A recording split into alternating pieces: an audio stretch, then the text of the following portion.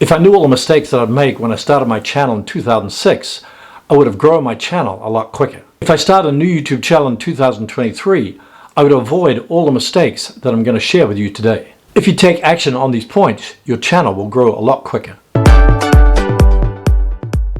Not pursuing your passion. If you don't pursue a niche that you're passionate about, you'll easily quit when the going gets tough. For example, when I first started my YouTube channel, I just uploaded web design tutorials because I was a professional web designer. After a few years, I lost interest in that niche and transitioned to video marketing based upon the feedback of my customers. As a result, I changed my channel name from iSiteBuild to Dross Video and never looked back.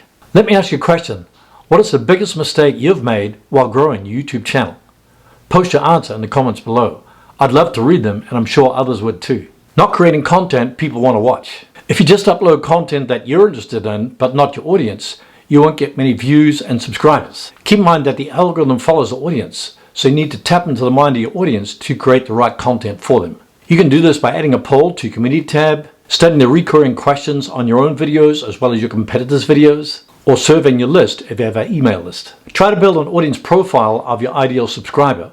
What are their likes, wants, desires, and burning questions? The more you know about your ideal subscriber, the easier it'll be to create the right content for them. Keep in mind your first 100 videos that you upload to your channel are not going to generate tons of views. Instead, focus on improving each new video you upload by 1%. If you do this, your videos will improve and your channel will grow. Not knowing how the YouTube algorithm works. One of the biggest mistakes new YouTubers make is constantly uploading new videos without knowing how the YouTube algorithm works. As I mentioned before, the YouTube algorithm follows the audience. So if your audience really loves your videos, YouTube will recommend your videos to more people. YouTube growth happens the fastest when your videos are recommended on the right side of the watch page or on the YouTube home screen. If you want to trigger the YouTube algorithm with your videos, you should focus on 4 things: topic, title, thumbnail, and watch time. If you're stuck for video topic ideas, use the research tab in YouTube Analytics because it will show you the keyword phrases that people are entering into the search engines to find your videos from your channel.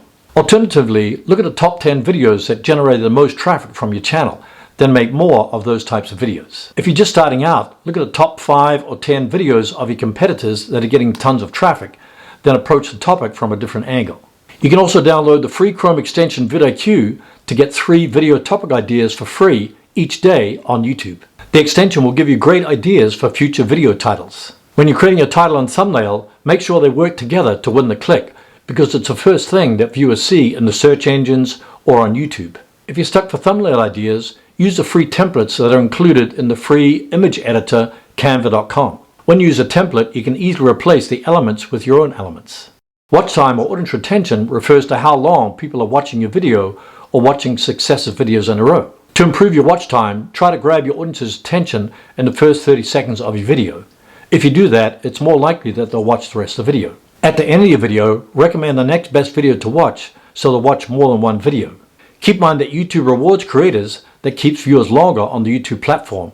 Therefore, I highly recommend linking to a video in a playlist. When a viewer begins watching a video in a playlist, they'll be able to see all the related videos in that playlist, which will help them to binge watch more videos. Now that you know how the YouTube algorithm works, you'll be able to make videos that trigger the algorithm. Not publishing quality content. If you just focus on putting out videos because you want to keep up a regular upload schedule, you'll probably sacrifice your content. For example, for many years, I maintained a regular upload schedule of 3 videos a week, 2 regular videos and 1 live stream. Even though this helped my channel grow, I was often stressed to come up with new content and often sacrificed the quality of that content. More important than maintaining a regular upload schedule is creating quality content for your target audience. With that being said, it's also very important to be consistent because your viewers can then expect when to receive new content. For example, I schedule new content to be published on my channel every Tuesday so my viewers know what to expect. This reminds and motivates them to keep on returning to my channel to find the new content.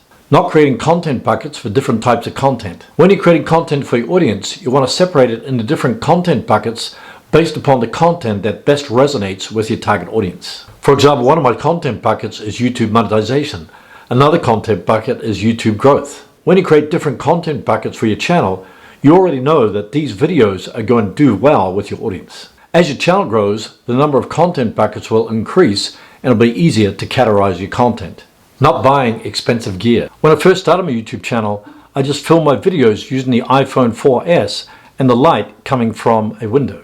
These days, a high quality camera on your phone is sufficient to record your videos. Recently, I had to set up a new recording studio in a bedroom because I'm staying with my daughter in Oklahoma. Currently, I'm using the Canon E50 on a tripod, a blanket over the window, and one softbox right above the camera. I also brought my iMac computer and placed a green light behind it to light up the wall hanging in the background. The wall hanging is the same one as I used in my home office, which I just brought with me. As you can see, it's a simple and professional setup that looks good on camera. If you're just starting a YouTube channel, I recommend doing the best with what you have, even if it's just an iPhone and the light coming in from the window. Just focus on creating quality content for your target audience.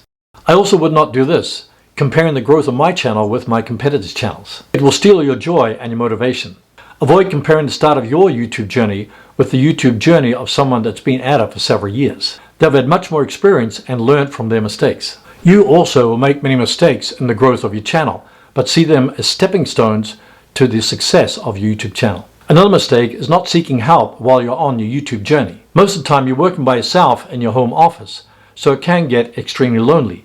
Therefore, I highly recommend joining an online community. Click the link in the description to join my Facebook group, 2 Video Bootcamp, where you can interact with over 1,000 like-minded members, get feedback, and ask questions. Another thing I would not do if I was starting a YouTube channel is let my channel get stagnant. The definition of insanity is doing the same thing over and over again, expecting different results. Instead of doing the same thing over and over again, experiment by trying different things. For example, you could change your delivery style by telling a story, change your setup, do collaborations, or do an interview. You can also make a video based upon a hot trend in your niche. Trying new things breaks you out of the mold of doing the same thing over and over again. When you focus on creating content that your target audience enjoys and you enjoy making, you'll be successful on YouTube. Not building an email list that you own. Building your business on YouTube is like renting a building because you don't own it. If the purpose of a YouTube channel is to generate traffic, leads, and sales using video, then I highly recommend building an email list that you own.